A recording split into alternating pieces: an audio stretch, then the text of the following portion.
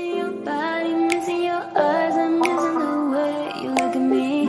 Well, you never love me, you never love me. What do you break my in peace? And I cry for your love, and I'm hearing your voice calling me one more time. I'll never call your phone, baby. Oh, baby. I will never call. 네, 안녕하세요. 도사 이승태 TV의 이승태 변호사입니다. 오늘은 지금 중대재해법 2부입니다. 2부. 그러니까 지난번에 개괄적인 입법의 목적이라든지 취지를 설명을 드렸고요. 이번에는 지금 중대재해법의 주요 내용에 대해서 바로 좀 살펴볼게요. 먼저 중대재해란 무엇이냐 하면 중대재해는 두 가지로 나눠지는데 하나는 중대산업재해와 중대시민재해로 나눠지거든요. 그리고 중대산업재해란 먼저 뭘 얘기하느냐, 산업안전보건법 제2조 1호에 따른 산업재해 중에서 어느 하나에 해당하는 결과를 얘기한 재해를 얘기한다는 거예요. 그러니까 산업안전보건법이 기본이에요, 원래. 거기에서 사망자가 1명 이상 발생했거나 또는 동일한 사고로 6개월 이상 치료가 필요한 부상자가 2명 이상 발생했거나, 그러니까 중환자죠. 6개월 이상 동안 치료를 요해야 되는 사람이 2명 이상 발생했거나, 그 다음에 또 동일한 유해 요인으로 급성 중독 등 대통령령으로 정하는 직업성 질병자가 1년 내에 3명 이상 발생했거나, 이걸 중대재해라고 본다는 거예요. 그러니까 여기에 해당되면 일단 이거 중대재해구나. 기본적으로 사람은 1명만 죽어도 중대재해예요. 그리고 또 하나 중대시민재해라고 하는 건 뭐냐면 특정 원료 또는 제조물, 그 다음에 공중이용시설 또는 공중교통수단의 설계, 제조, 설치, 관리상의 결함을 원인으로 인해 발생한 재해. 그리고 사망자는 1명 이상 발생해야 된다는 거고, 또 재해는 그러니까 동일한 사고로 인해서 2달 이상 치료가 필요한 부상자가 10명 이상, 그 다음에 동일한 원인으로 3개월 이상 치료가 필요한 질병자가 10명 이상 발생하면 이건 중대시민재해로 본다는 거예요. 그러면 안전보건 확보 의무의 대상은 뭐냐는 거예요. 중대재해처벌법에서는 사업주 및 경영책임자의 안전 및 보건 확보 의무를 부과하고 그것을 지키지 않았을 때 처벌한다는 거예요. 여기서 사업주 누구냐? 자신의 사업을 영위하는 자. 그리고 내가 만약에 폐기물 처리 사업장을 해요? 내가 사업자야. 그럼 내가 사업주지. 그 다음에 또 타인의 노무를 제공받아서 사업을 하는 자. 근데 자기가 직접 노무 제공받지 않더라도 사업을 영위하는 자. 해석이 나중에 많을 거예요. 분분할 건데 어쨌든 이렇게 규정이 돼 있고, 경영 책임자는 뭐냐면 사업을 대표하고 사업을 총괄하는 권한과 책임이 있는 사람, 또는 이에 준해서 안전보건에 관한 업무를 담당하는 사람, 그리고 또 중앙행정기관, 지방자치단체, 지방공기업, 공공기관의 장도 해당된다. 사업주에. 이거는 지금 솔직히 어디까지 처벌하겠다는 건지 정말 모르겠어요. 그러면 이제 회사에서는 어떻게 대하겠어요? 야, 사람 세워. 나는 모르쇠로 일관해. 그러면 오히려 내가 오너야. 오너 입장에서는 나는 모른다, 이 사업. 네가 알아서 해. 너 이 담당 임원, 네가 경영 책임자야. 네가 나가 다 알아서 해. 난 보고만 받을게. 이랬을 때 그러면 또 현장 소장 같은 사람만 하나만 처벌받는 거 아니냐. 그렇게 해석할 여지가 있잖아요. 물론 이제 지금 지방 공기업이라든지 기관의 장까지도 올라가는 부분에 대해서는 분명히 굉장히 높여놓고 맞는데, 이 차이가 뭐라고 생각하시면 되냐면, 옛날에는 시공사에서 만약에 사고를 내잖아요. 그러면 실제로 공사에 담당한 사람까지만 아니었다고 하면 이게 위로 간다는 거지.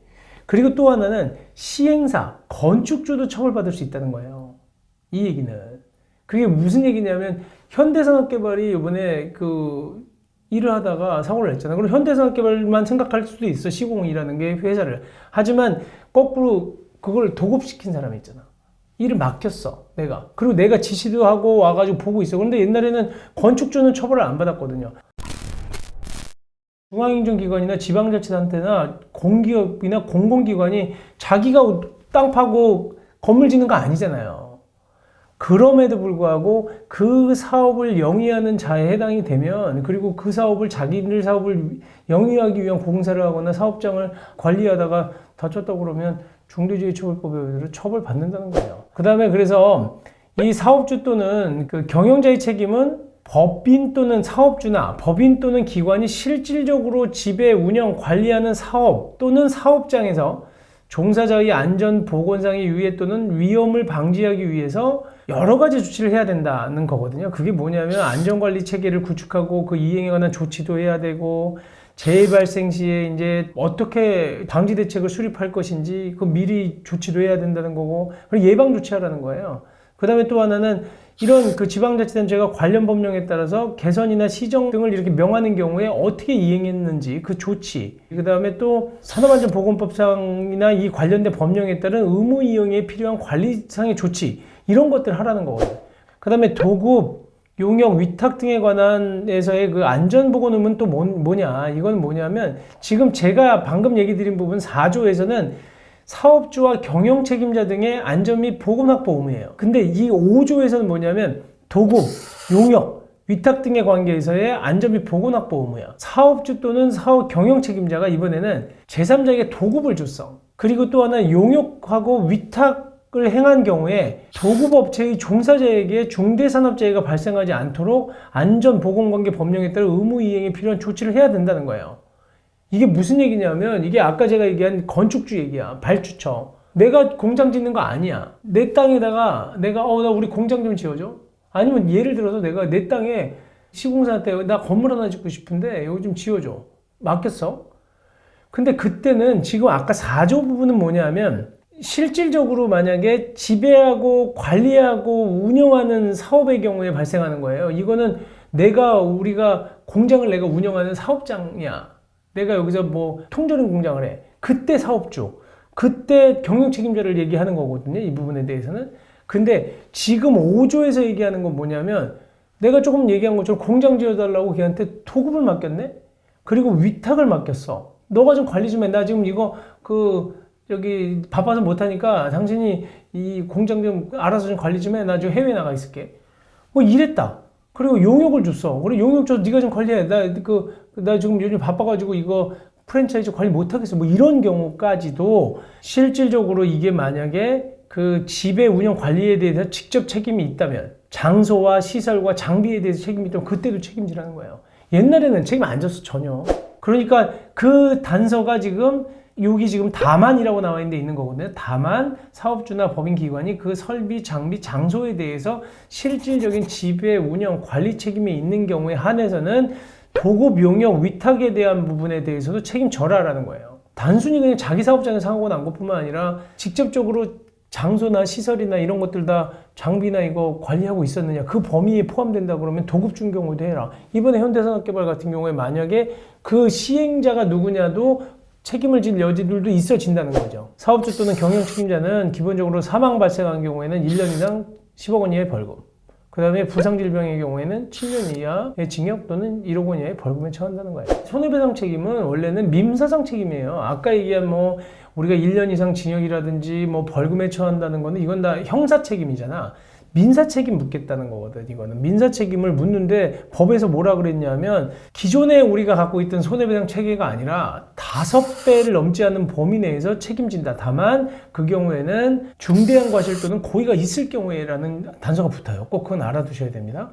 근데 만약에 법인기관이 해당 업무에 관해서 상당한 주의와 감독을 게을리하지 아니한 경우는 그러하지 아니하다. 산업안전보건법에는 의무주체가 옛날에 그냥 사업주만 있었어요. 근데 지금 중대재해처벌법에서는 경영 책임자 등도 책임을 지도록 했다는 거예요. 그리고 개인 사업자가 지금 어떻게 보면 책임을 지도록 명시를 하고 있는 거고, 예전에 사업주라고 하는 건 법인 사업주, 개인 사업주 다 얘기됐던 건데, 적용 범위는 지금 산업안전보건법은 전 사업장에 적용이 됐었고, 다만 안전보건관리체제는 지금 50인 이상에 대해서만 적용이 됐었는데, 지금 중대재해처벌법은 5인 미만의 사업장은 적용이 제외되는 대신 50인 미만의 사업장은 지금 시행 후 3년이 지난 다음부터 된다는 거예요. 그리고 예전에 지금 산업안전보건법상의 중대재해는 산업재해를 얘기를 했었던 거고, 그리고 또 그 내용도 좀 다릅니다. 산업재해 중에서도 사망자 1인 이상인 경우에, 그 다음에 3개월 이상 요양이 필요한 부상자가 동시에 2명 발생한 경우에, 그 다음에 또 부상자 또는 직업성 질병사가 동시에 10명 이상인 경우에 했다고 한다면, 이번에는 좀 더 강화된 부분도 있고 완화된 부분도 있어요. 그러니까 동일한 사고로 거꾸로 6개월 이상 치료가 필요한 사람이 2명 이상이 됐거든요. 그러니까 오히려 완화된 거지. 옛날엔 3개월 이상만 있어도 2명 이상은 산업재해로 봤으니까, 중대산업재해로 봤는데, 지금 여기서는 6개월 이상이니까 좀 더 완화됐죠. 그렇죠? 왜냐하면 4, 5개월까지는 중대재해로 안 보겠다는 거니까. 근데 거꾸로 또 이 동일한 유해 요인으로 급성 중독 등의 질병성 질병자는 1년 내에 3명 이상만 발생해도 또 중대재해로 본다는 거예요. 그리고 의무 내용도 약간 좀 바뀌긴 했는데 비슷합니다. 이런 부분에 대해서는. 그래서 실질적으로 하나하나 다 따져보기는 어렵지만 처벌 수준에 대해서는 지금 많이 바뀌었어요. 지금 처벌 수준은 지금 자연인, 그러니까 옛날에 개인에 대해서는 7년 이하의 징역, 사망시 1억 원 이하의 벌금이었다 그러면 지금은 완전히 바뀐 거지. 7년 이하의 징역이면 최대형이 7년인데 징역 자체는 지금 유기징역은 그 1년 이상까지 간다는 거니까 이 부분에 대해서는 굉장히 형량이 높아진 겁니다. 그리고 10억 원 이하의 벌금을 병과할 수 있게 돼 있기 때문에 지금 예전에 1억 원에서 10배가 높아진 거예요. 병과한다는 건 또 너 벌금도 내고 또 징역도 살아라 이렇게 바뀌었다는 겁니다. 그리고 또 안전보건조치 위반만으로는 5년 이하의 징역 또는 5천만 원 이하의 벌금에 처하도록 되어 있었는데 이거는 더 강화돼서 지금 그 부상질병의 경우에도 7년 이하의 징역 또는 1억 원 이하의 벌금에 처하게 됐다. 그리고 법인의 경우에도 지금 사망의 경우에 10억 원 이하의 벌금이었는데 지금 50억 원 이하의 벌금으로 5배가 넘어갔고 부상질병의 경우에도 10억 원 이하의 벌금으로 처하도록 돼 있다. 옛날에는 법인의 경우에 부상질병의 경우에는 처벌 규정이 없었어. 산업안전보건조치 의무 위반의 경우에 5천만 원 이하의 벌금만 처하도록 돼 있었던 거예요. 여러분들이 중대재해법 잘 이해하셔서 서로 정말 조심해서 이런 사고가 재발되지 않기를 진짜 진심으로 바랍니다. 네, 감사합니다.